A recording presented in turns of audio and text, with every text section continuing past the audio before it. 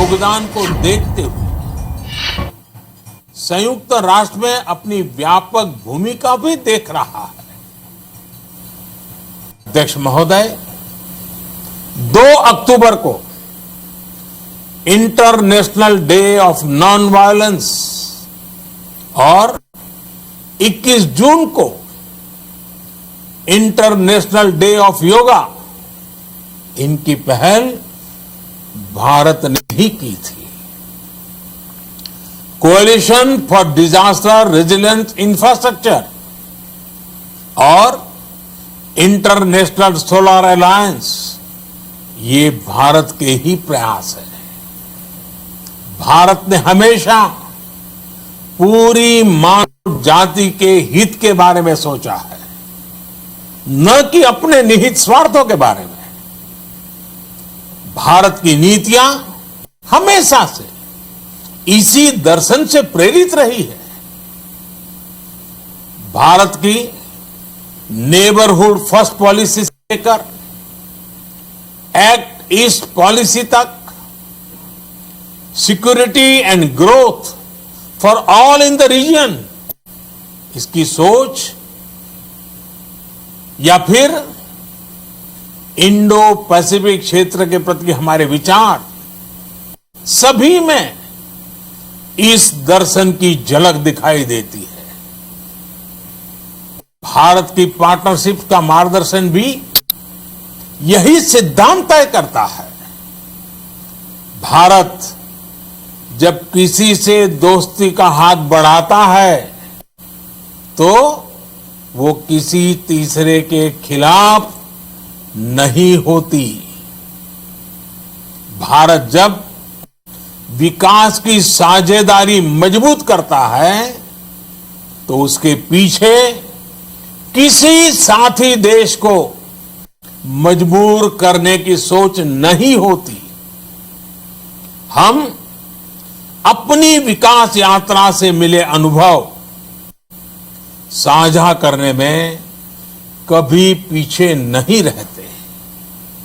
अध्यक्ष महोदय, पैंडेमिक के इस मुश्किल समय में भी भारत की फार्मा इंडस्ट्री ने 150 से अधिक देशों को जरूरी दवाइयां भेजी हैं।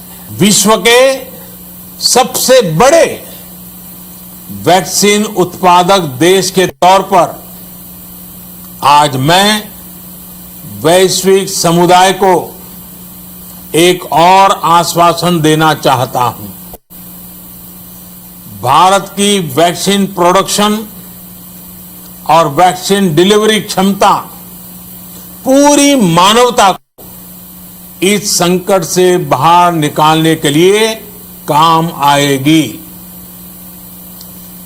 हम भारत में और अपने पड़ोस में फेज 3 क्लिनिकल ट्रायल्स की तरफ बढ़ रहे हैं।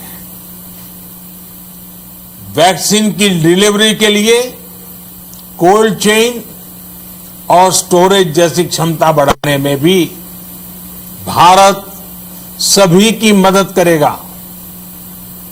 अध्यक्ष महोदय, अगले वर्ष जनवरी से भारत सुरक्षा परिषद के अस्थायी सदस्य के तौर पर भी अपना दायित्व निभाएगा। दुनिया के अनेक देशों ने भारत पर जो विश्वास जताया है, मैं उसके लिए सभी साथी देशों का आभार प्रकट करता हूं। विश्व के सबसे बड़े लोकतंत्र होने की प्रतिष्ठा और इसके अनुभव को हम विश्व हित के लिए उपयोग करेंगे। हमारा मार्ग जन कल्याण से जग कल्याण का है। भारत की आवाज हमेशा शांति, सुरक्षा और समृद्धि के लिए उठेगी। भारत की आवाज मानवता, मानव जाति और मानवीय मूल्यों के दुश्मन आतंकवाद, अवैध हथियारों की तस्करी, ड्रग्स, मनी लॉन्ड्रिंग के खिलाफ उठेगी। भारत की सांस्कृतिक धरोहर, संस्कार, हजारों वर्षों के अनुभव हमेशा विकासशील देशों को ताकत देंगे। भारत के अनुभव, भारत की उतार चढ़ाव से भरी विकास यात्रा विश्व कल्याण के मार्ग को मजबूत करेगी। अध्यक्ष महोदय, बीते कुछ वर्षों में रिफॉर्म, परफॉर्म, ट्रांसफॉर्म इस मंत्र के साथ भारत ने करोड़ों भारतीयों के जीवन में बड़े बदलाव लाने का काम किया है। यह अनुभव विश्व के बहुत से देशों के लिए उतने ही उपयोगी हैं जितने हमारे लिए। सिर्फ 4-5 साल में 400 मिलियन से ज्यादा लोगों को बैंकिंग सिस्टम से जोड़ना आसान नहीं था, लेकिन भारत ने ये करके दिखाया। सिर्फ 4-5 साल में 600 मिलियन लोगों को ओपन डेफिकेशन से मुक्त करना आसान नहीं था, लेकिन भारत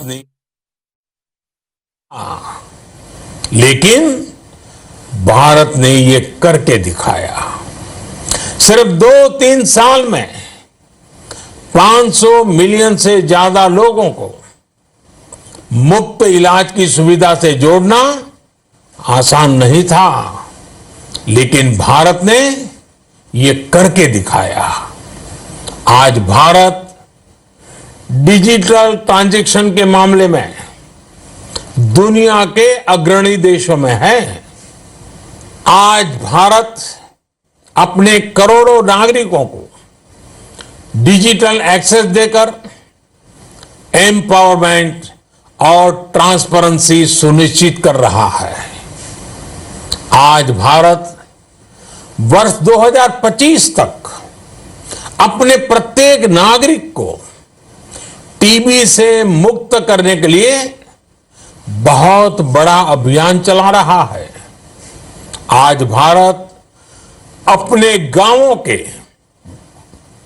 150 मिलियन घरों में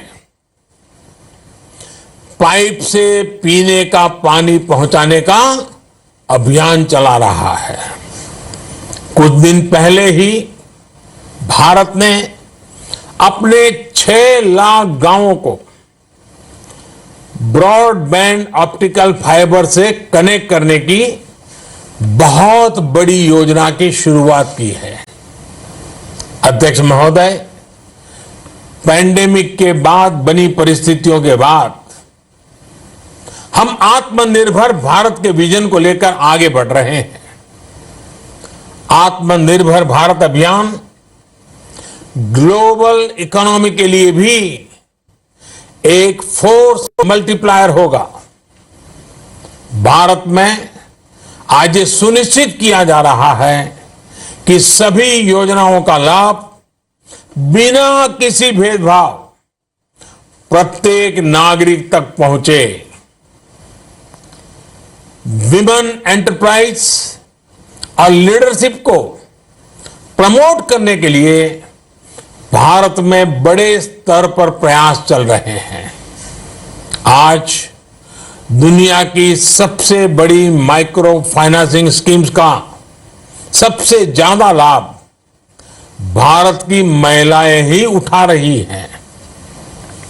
भारत दुनिया के उन देशों में से एक है जहां महिलाओं को 26 वीक्स की पेड मैटरनिटी लीव दी जा रही है।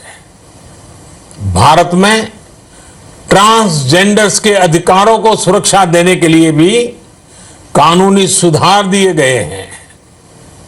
अध्यक्ष महोदय, भारत विश्व से सीखते हुए, विश्व को अपने अनुभव बांटते हुए आगे बढ़ना चाहता है। मुझे विश्वास है कि अपने 75वें वर्ष में संयुक्त राष्ट्र और सदस्य सभी देश इस महान संस्था की प्रासंगिकता बनाए रखने के लिए और प्रतिबद्ध होकर काम करेंगे। संयुक्त राष्ट्र में संतुलन और संयुक्त राष्ट्र का सशक्तिकरण विश्व कल्याण के लिए उतना ही अनिवार्य है। आइए संयुक्त राष्ट्र के 75वें वर्ष पर हम सब मिलकर अपने आप को विश्व कल्याण के लिए एक बार फिर समर्पित करने का प्रण लें। धन्यवाद।